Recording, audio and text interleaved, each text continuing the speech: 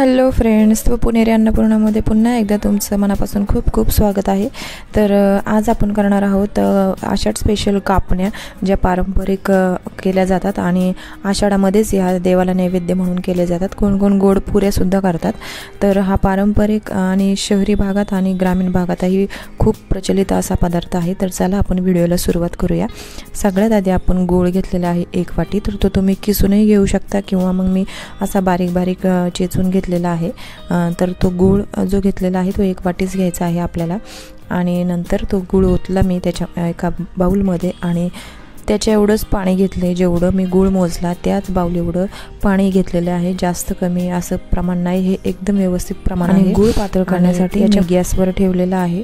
तर गॅसची फ्लेम एकदम लो ठेवायची आहे। गुळाचा पाक करायचा नाही आपल्याला, फक्त गूळ हा मेल्ट करून घ्यायचा आणि सतत ढवळून घेतला की तो आपोआपच मेल्ट होऊन जातो।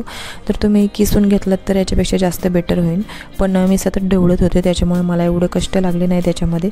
आणि एक सगळ्यात मोठी ट्रिक म्हणजे बडीशेप आणि जी आपली वेलची पूड असते ती बडीशेप आणि वेलचीची पूड जी आहे ना, मी ते पाक म्हणजे गुळाच्या पाण्यामध्येच घालून टाकलेली आहे, जेणेकरून पिठामध्ये एका ठिकाणी राहायला नको म्हणून।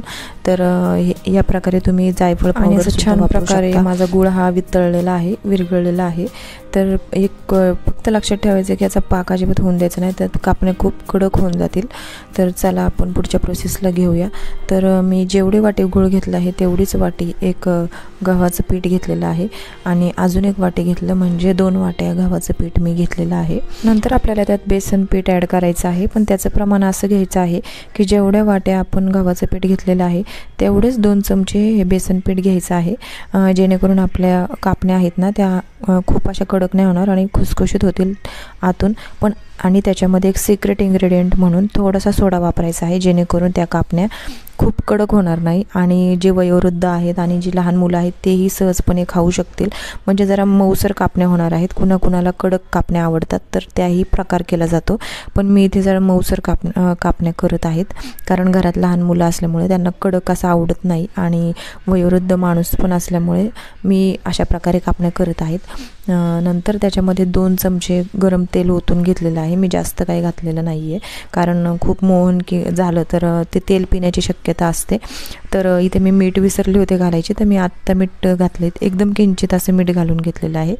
आणि नंतर मग हा पिठाचा गोळा असा करून घेतलेला आहे, छानपैकी मळून घेतला आहे। आणि आत्ता मी तेल लावते। याच्यामध्ये मळायच्या अगोदर मी अजिबात तेल वापरलं नव्हतं, मी पिठीला फक्त पीठच वापरलं होतं।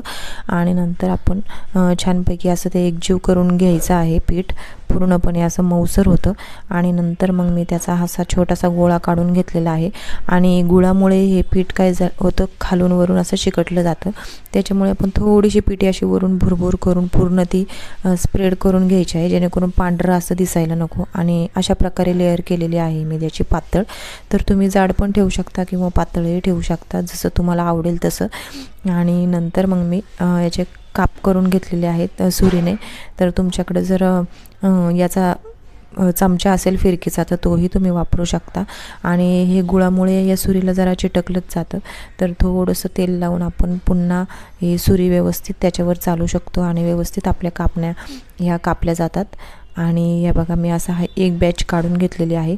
आणि याच्यामध्ये एक गोष्ट म्हणजे मी याच्यात खसखस वापरली नाही आहे, कारण मला आमच्या घरात खसखस आवडत नाही, म्हणून मी ते तुम्हाला नाही दाखवली खसखस।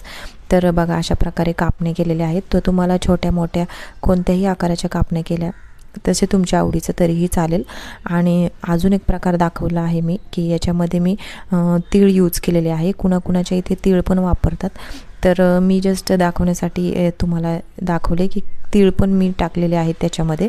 म्हणजे खसखस जरी नसली, एखाद्याकडे जर खसखस नसलीच तर मग तुम्ही तीळसुद्धा घालून करू शकतात। हे ऑप्शनल आहे, याच्यात काही नाही, ज्याच्या त्याच्या आवडीचा प्रश्न असतो हा। आणि यालाही मी तेल लावून छान अशा कापण्या वगैरे कापून घेतलेल्या आहेत, पहा अशा प्रकारे। तर एकदम व्यवस्थित कापल्या गेलेल्या आहेत। तर त्या तुम्ही सुरीने काढू शकता किंवा एक एक करून जरी ताटलीमध्ये काढल्या तरी चालेल। तर तेल माझं गरम झालेलं आहे आणि याच्यामध्ये मी ही एक बॅच सोडते आहे।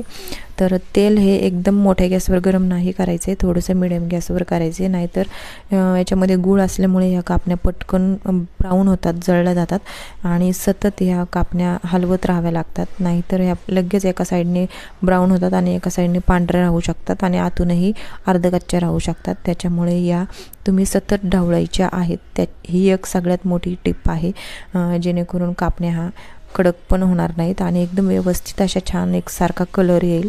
हे बघा असा व्यवस्थित असा कलर आलेला आहे. ही तिळाची बॅच आहे, तर हे बघा तिळाच्या पण कापण्या त्याच्यामध्ये टाकलेल्या आहेत. एक बॅच काढून झालेली आहे माझी आणि एक दुसरी बॅच टाकलेली आहे, ज्या मोठ्या होत्या अगोदरच्या त्या.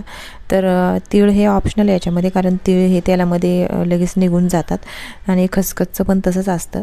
तर हे बघा मी एकदम व्यवस्थितपणे स्प्रेड केलं, त्याच्यामुळे तिळही दिसतात ते.